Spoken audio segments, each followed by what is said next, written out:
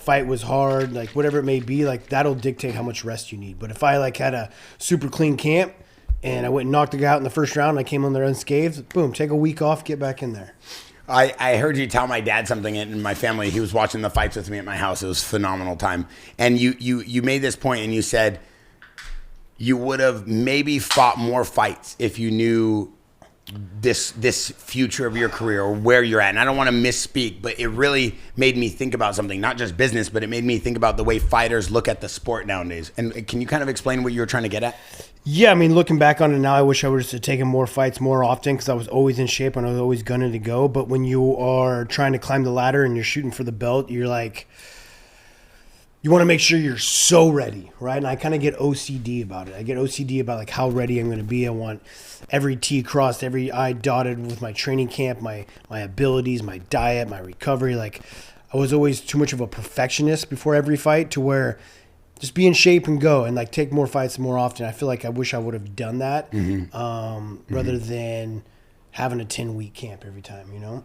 Do you think with you, though, is a little bit different because of how diverse your training is? Like we look at, say, Dan Ige, and he's in a gym with 100 of the most elite fighters in the world at Extreme Couture in Vegas with Eric Nixick. So they have the ability to constantly have sparring and looks and a huge team. With you, you're constantly putting together your camps. You were constantly organizing your routines. It wasn't always that way. Oh, when I was at Alpha Mill for the first 5 years, it was like we had a room full of killers all the time. And like when you fought, you relied on your teammates being there to help you get ready. And then after you fought, we also couldn't take too much time off because then I had like Chad Mendez fighting. I had to get in there and help him out, or Benavidez was fighting. It's like we relied on each other. So that like I was in that kind of gym, right? Until I left and went to Colorado. And then when I went to Colorado, I kind of found the same thing with Team Elevation is they had a bunch of killers there with Corey Sandhagen and guys like that that would, you know, push you day in and day out. So not until I'd say I moved back down to Orange County with Sam Calavita did I start setting up my own camps, which also had its perks, right? It had its perks to like me find the guys that I needed per fight. But when I first started out throughout my career, no, I was in one of those super gyms that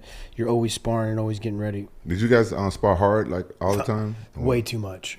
But it was in that day that we did that. Like we didn't know, right? It was just like big brother, little brother kind of training. Like we were at the gym and we'd probably spar like hard 3 days a week. Wow. You know, it's like looking back on it, it was idiotic, right? Yeah. But that's just what the sport was. Yeah. It's so much more professional now. There's so much more science behind it and so much more concern around your brain health, right? Yeah.